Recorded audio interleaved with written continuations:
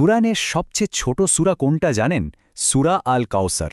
মাত্র কয়েকটা শব্দ, কিন্তু এর ভেতরে লুকিয়ে আছে সান্ত্বনা, আশা আর বিজয়ের এক বিশাল জগৎ। তো চলুন আজ আমরা এর অর্থটা একটু গভীরাই থেকে বোঝার চেষ্টা করি। এই যে দেখুন, পুরো সূরাটা মাত্র ৩টা আয়াত। আমাদের আজকের পুরো আলোচনাটা কিন্তু এই কয়েকটা শব্দের মধ্যেই থাকবে।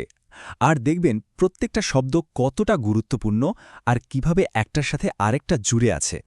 হ্যাঁ, আসলেই মাত্র ৩টা আয়াত। এটা ভাবলে কিন্তু অবাক হতে হয়, তাই না? যে এত ছোট একটা সূরা, অথচ এর মধ্যে এমন এক শক্তিশালী মেসেজ আছে যা যুগ যুগ ধরে কোটি কোটি মানুষকে পথ দেখিয়ে আসছে। তো প্রশ্নটা হলো, কিভাবে সম্ভব? কিভাবে এই কয়েকটা ছোট্ট আয়াতের মধ্যে এত গভীর অর্থ আর সান্ত্বনা থাকতে পারে? এর উত্তরটা খুঁজে বের করতে হলে আমাদের একটু পেছনে ফিরে যেতে হবে, মানে ঠিক সেই সময়ে যখন এই আয়াতগুলো নাজিল হয়েছিল। দেখুন, যে কোনো বড় বার্তার পেছনেই কিন্তু একটা গল্প থাকে, একটা কনটেক্সট থাকে। সূরা আল কাউসারের পেছনের গল্পটাও ঠিক তেমনই। এটা এমন একটা সময় নাজিল হয়েছিল যা ছিল নবী মুহাম্মদ সাল্লাল্লাহু আলাইহি সাল্লামের জীবনের সবচেয়ে কঠিন আর দুঃখের সময়গুলোর একটা। ঠিক কি হয়েছিল তখন? সেই সময় নবী সাহ তার ছোট্ট শিশুপুত্রকে হারিয়েছিলেন, আর এই শোকে তিনি একেবারে ভেঙে পড়েছিলেন। আর এই অমছঙ্গ দুঃখের সময়ও তার শত্রুরা কিন্তু থেমে থাকেনি।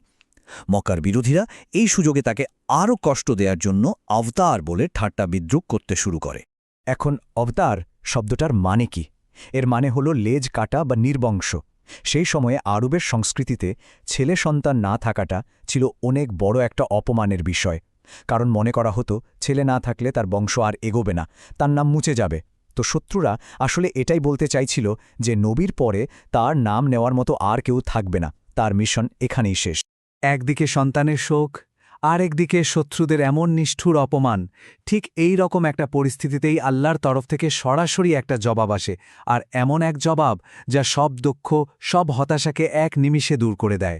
জবাবটা ছিল এক কথায় অসাধারণ। ভাবুন একবার, মানুষটাকে বলছিল বিচ্ছিন্ন, নির্বংশ, আর ঠিক তখনই স্বয়ং আল্লাহ বলছেন, আমি আপনাকে আল কাউসার মানে অফুরন্ত প্রাচুর্য দান করেছি। এর চেয়ে বড় সম্মান, এর চেয়ে বড় সান্ত্বনার কি হতে পারে? এখন এই কাউসার মানেটা কিন্তু শুধু একটা জিনিস না, এর অর্থ অনেক ব্যাপক। এর একটা মানে হলো জান্নাতের একটা বিশেষ নদী যা নবীকে দেওয়ার প্রতিশ্রুতি দেয়া হয়েছে। আবার এর মানে হলো দুনিয়া আর আখিরাতের সব ধরনের ভালো জিনিস, মানে অফুরন্ত কল্যাণ। শুধু তাই না, এর মানে হলো তার কোটি কোটি অনুসারী, তার বংশধর আর তার রেখে যাওয়া জ্ঞান আর সম্মানের এক চিরস্থায়ী ধারা যা কোনোদিনও শেষ হবে না।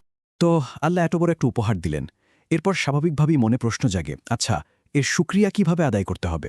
মজার ব্যাপার হলো, সূরাটা কিন্তু আমাদের সেই উত্তরটাও দিয়ে দিচ্ছে।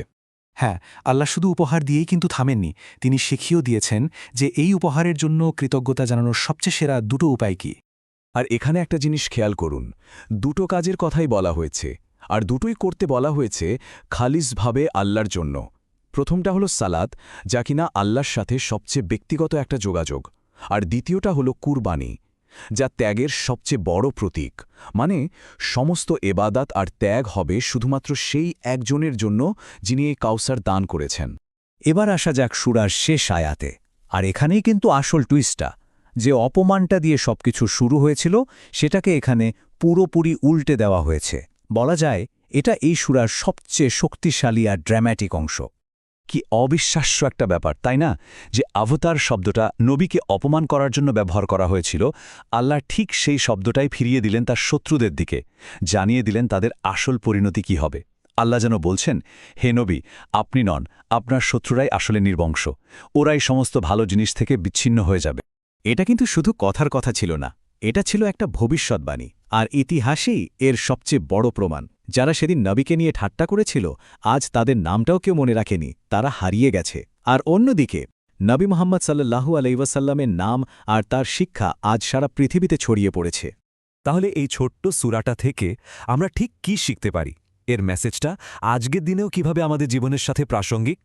সময়ের দিকে যদি আমরা তাকাই, তাহলে দেখব আল কাউসারের সেই প্রতিশ্রুতি অক্ষরে অক্ষরে সত্যি হয়েছে। শত্রুরা যে উত্তরাধিকারকে শেষ বলে ধরে নিয়েছিল, সেই উত্তরাধিকারী আজ বিশ্বের সবচেয়ে বড় আর প্রভাবশালী ঐতিহ্যগুলোর একটা হয়ে দাঁড়িয়েছে। তো সব মিলিয়ে মূল শিক্ষাটা কি দাঁড়ালো? প্রথমত, আসল প্রাচুর্য টাকা পয়সা বা দুনিয়ার কোনো স্টেটাস থেকে আসে না, আসে সরাসরি আল্লাহর কাছ থেকে। দ্বিতীয়ত, অনেক বড় দুঃখ বা কষ্টের সময়ও কিন্তু আল্লাহর তরফ থেকে সান্ত্বনা আসতে পারে। তৃতীয়ত, সত্যিকারের কৃতজ্ঞতা প্রকাশ পায় ইবাদত আর ত্যাগের মাধ্যমে। আর সবশেষে, ভালো কিছুর উপর ভিত্তি করে যা তৈরি হয় তা সবসময়ই টিকে থাকে, আর হিংসা বা বিদ্বেষের উপর যা তৈরি হয় তা একদিন না একদিন শেষ হয়েই যায়। আলোচনার শেষে একটাই প্রশ্ন মাথায় ঘুরছে, আমরা আমাদের জীবনে কোন ধরনের লিগেসি বা উত্তরাধিকার রেখে যেতে চাই? এমন কিছু যা ক্ষণস্থায়ী, যা সময়ের সাথে সাথে হারিয়ে যাবে, নাকি এমন কিছু যা আল কাউসার বা অফুরান্ত কল্যাণের সাথে জুড়ে থাকবে চিরদিনের জন্য?